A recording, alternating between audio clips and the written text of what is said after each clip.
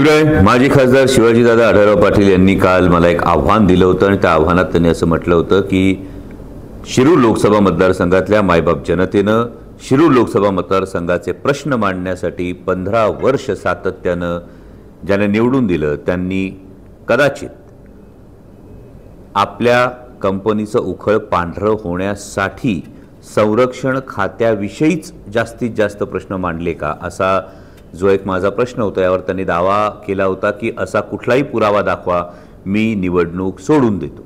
आणि त्यासाठीचाच पुरावा घेऊन आलोय. फक्त ट्रेलर आहे, अजूनही सांगतो हा ट्रेलर आहे. 7 एप्रिल 2017 रोजी पाणबुड्यांच्या विषयी, वॉरशिप विषयीचा विचारलेला प्रश्न आहे. आणि मला खरंच हे कुतूहल आहे की जुन्नर असेल, आंबेगाव असेल, खेड असेल, भोसरी असेल, हडपसर असेल, शिरूर हवेली असेल, यामध्ये कुठेही वॉरशिप्सचा, पाणबुड्यांचा कुठेही संबंध आहे. पण त्यामध्ये विचारलेला एक प्रश्न फार महत्त्वाचा आहे. त्यांनी त्याचे डिटेल्स विचारलेले आहेत. त्यामध्ये मी प्रश्न क्रमांकही सांगतो, 5635 7 एप्रिल 2017. आणि माननीय माजी खासदारांनी याचं जनतेला उत्तर देणं गरजेचं आहे.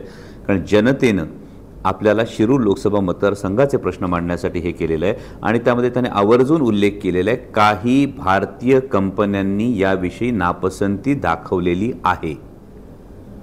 आणि मग डायनालॉग नावाची जी कंपनी आहे, या डायनालॉग कंपनीच्या आपण जर वेबसाईटवर गेलात आणि त्या वेबसाईटमध्ये त्यांचे टर्नकी प्रोजेक्ट जर बघितले तर त्यामध्ये टॉर्पेडो फायरिंग सिस्टीम नावाचा एक टॅब आपल्याला बघायला मिळतो.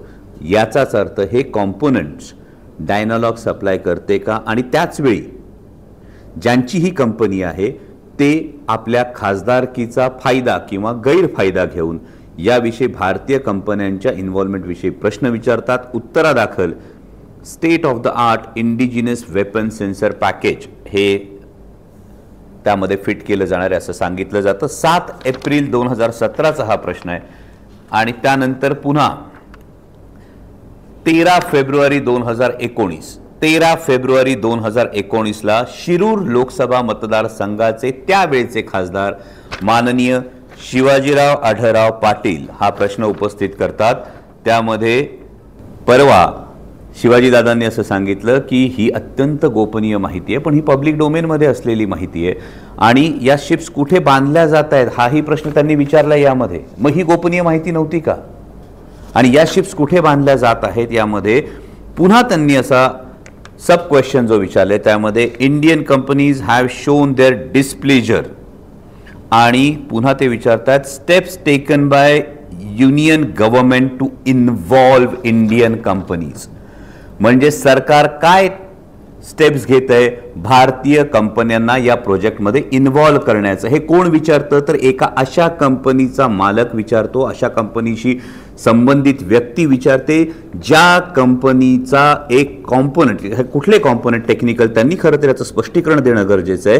पण या वॉरशिप्सला काही कॉम्पोनंट सप्लाय करणाऱ्या कंपनीची व्यक्ती शिरूर लोकसभा मतदारसंघाचं प्रतिनिधित्व करत असताना प्रश्न विचारते की यामध्ये गव्हर्नमेंटने कुठली पावलं उचललेली आहेत या इंडियन कंपनीजला इन्व्हॉल्व करण्यासाठी. आणि त्याचं उत्तरादाखल पुन्हा येतं induction of the ship with large indigenised component 13 फेब्रुवारी 2019. त्यामुळे मला असं वाटतं जर शब्दाचे माननीय माजी खासदार शिवाजीदादा आढळराव जर शब्दाचे पक्के असतील तर त्यांनी शिरूर लोकसभा मतदारसंघातल्या मायबाप जनतेला याचं उत्तर देणं गरजेचं आहे की शिरूर लोकसभा मतदारसंघातल्या मायबाप जनतेनं आपल्याला 3 टर्म जेव्हा निवडून दिलं होतं, हे 3 टर्म निवडून दिलं जात असताना 15 वर्षामध्ये एकही मोठा प्रोजेक्ट शिरूर लोकसभा मतदारसंघाला आला नाही. परंतु या प्रश्नांच्या माध्यमातून नेमका कोणता प्रोजेक्ट कोणत्या कंपनीला मिळवण्याचा त्यांचा प्रयत्न होता याचं उत्तर त्यांनी देणं गरजेचं आहे. आणि मी जसं म्हणालो तसं हा फक्त ट्रेलर आहे. या संदर्भातले संरक्षण खात्याविषयी विचारलेले हे एवढे प्रश्न आहेत. हा पिक्चर अजून बाकी आहे. आणि त्यामुळे हा पिक्चर जो बाकी आहे याचं उत्तर शिवाजीदादा आढळराव पाटील यांनी शिरूर लोकसभा मतदारसंघातल्या मायबाप जनतेकडे पुन्हा 2024 साठी मत मागण्यासाठी जाताना याचं उत्तर देणं गरजेचं आहे. आणि जे आव्हान त्यांनी दिलं होतं हे सगळे पुरावे आहेत. मी फक्त 2 प्रश्न वाचून दाखवले. या पुढच्या काळामध्ये जर आपल्याकडून उत्तर आलं नाही तर या संदर्भातले इतरही प्रश्न मी वाचून दाखवू शकतो. मी आपल्याला तारखाही सांगून ठेवतो, कदाचित त्यांना त्याचा फायदा होईल. 17 मार्च 2017, 9 डिसेंबर 2016, त्यानंतर 26 डिसेंबर 2018. हे सगळे प्रश्न आहेत. अजून आधीच्या लोकसभांना विचारलेले प्रश्न अजूनही ह्यामध्ये सगळे पुरावे ठेवून तुम्हाला हे प्रश्न विचारतोय. त्यामुळे या प्रश्नांचं उत्तर आपण शिरूर लोकसभा मतदारसंघातल्या मायबाप जनतेला देणं गरजेचं आहे. आणि मला असं वाटतं की आता तरी ही नैतिक जबाबदारी स्वीकारून जे तुम्ही आव्हान दिलं होतं, मी पुरावे समोर ठेवलेत, आता तुम्ही उत्तर द्यायचं आहे की आता तुम्ही जसं म्हणाला होतात त्या पद्धतीनं तुम्ही शब्दाला पक्के आहात का, त्याप्रमाणे तुम्ही आता निवडणुकीतून माघार घेणार का, आणि त्याही पलीकडे जाऊन ज्या शिरूर लोकसभा मतदारसंघातल्या मायबाप जनतेनं तब्बल 3 टर्म तुम्हाला विश्वासानं निवडून दिलं होतं, त्या शिरूर लोकसभा मतदारसंघातले प्रश्न मांडण्याऐवजी, शिरूर लोकसभा मतदारसंघात एक मोठा प्रोजेक्ट आणण्याऐवजी तुम्ही अशा पद्धतीचे कुठल्या कंपनीचं उखळ पांढरं करण्यासाठी तुम्ही सातत्याने हे डिफेन्सचे प्रश्न विचारले. हा फार महत्त्वाचा मुद्दा आणि महत्त्वाचा प्रश्न मी शिवाजी दादांसाठी उपस्थित करतो आणि पुन्हा एकदा त्यांना आवाहन करतो, तुम्ही जे आव्हान दिलं होतं त्यानुसार मी पुरावे समोर ठेवलेत, आता तुम्ही शब्दाला जागता का, तुम्ही सांगा.